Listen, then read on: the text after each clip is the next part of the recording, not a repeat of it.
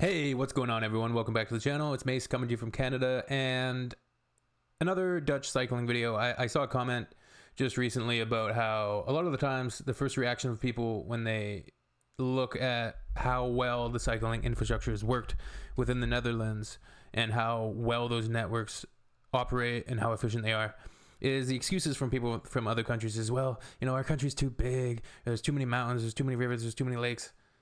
But essentially, they're excuses, right? And why is cycling so popular in the Netherlands? Why does it work so well? Well, obviously, it affords a person a certain level of freedom, not just for travel, so not just freedom of movement and ease and convenience, but also economically, it makes a lot more sense within a country.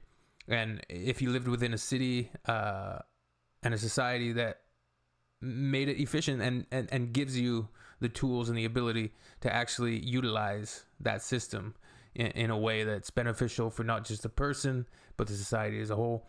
You know, there's health benefits, there's mental health benefits, there's economic benefits, there's environmental benefits. There's a lot of benefits, and they outweigh the negatives.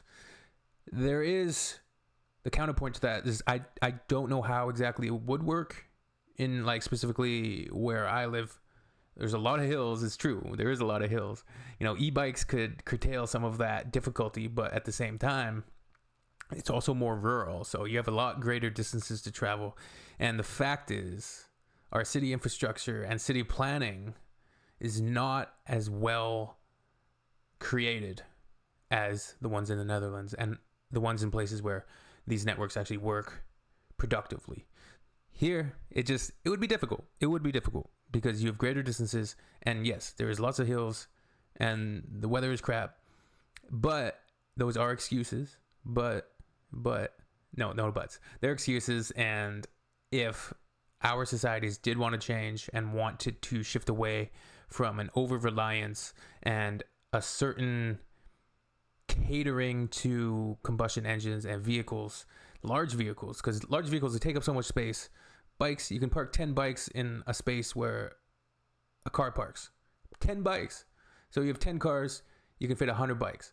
That's 100 people that could be traveling around. More than 100 people, 150, 200 people if they're doubling up. And you have kids also hitching rides and stuff. Is this lady from the Netherlands? She's wearing a helmet. That's the only reason I ask. All right, let's check it.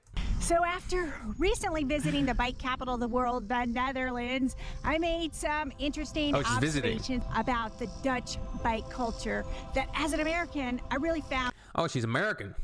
Let's see how this goes then. Quite intriguing.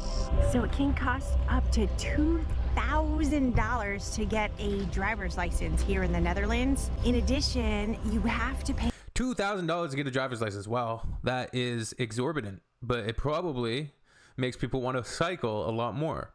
Here in Canada, it would probably cost like $50. As long as you pass, if you pass the exam, you pass the learner's exam, and then you get your new driver's license. By the time you get your full license, it's probably only, I don't know, a couple $100. Definitely not even close to 2000. Pay for a subscription to park your car. So gas is $7. Wait, did she say you need a subscription to park your car? You have to pay for a subscription to park your car. So gas is $7 a gallon. Oh my God. One has to surmise that the Dutch government wants to encourage more people to bike ride. Hey, that is not a bad thing. All these kids are riding their bike to school. Right. Pick out the American, the one with a helmet. I gotta get out of the way. So the kid asked me where I was from. Obviously, he knew. Because she's got a helmet and like a high vis vest.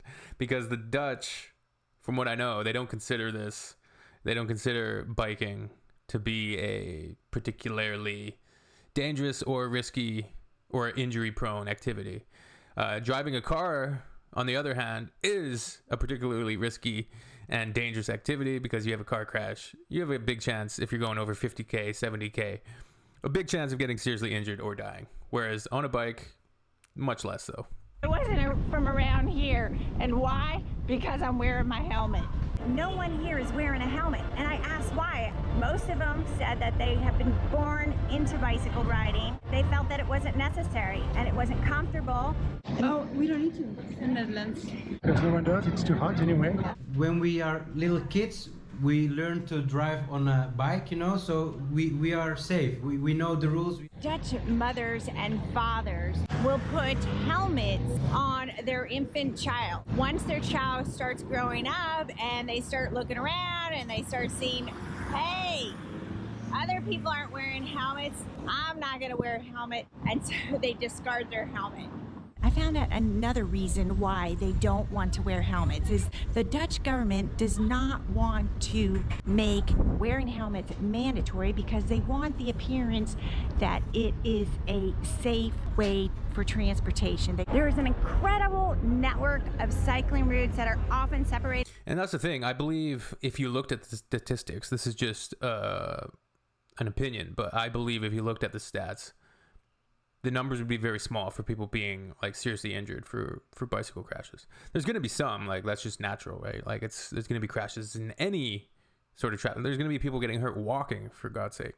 But cycling, the numbers are probably very, very minuscule for people getting seriously injured, I would guess. From car traffic. They have their own traffic lights, roundabouts, bridges, their own tunnels. So maybe this is... Hey, I think I've seen this. We've seen this this particular intersection, I think, on another video. Bridges, their own tunnels. Unless that's a very common this is why style. the Dutch feel that is safe without wearing a helmet. So we are walking on this unusual contraption. It's an Damn, that's escalator cool. for bikes, and we're gonna go see one of the largest That's fantastic. parking lots I like for that. bicycles. Whoa. That is pretty This is the future. damn incredible. Americans be walking around thinking they're in a science fiction film. Parked my bike at number 22. Yeah, because you would have to have some kind of system to know where you parked your bike. Where is my bike? The parking garage episode of Seinfeld, anybody? Anybody? Get that reference? Where'd you park the car? I heard if you can't find your bike, you take somebody else's bike. This is a train station in... What? Heard if you can't find your bike, you take somebody else's bike. This Is that true?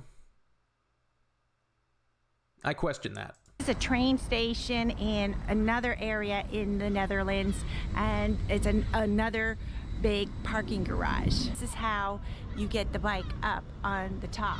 You pull it out,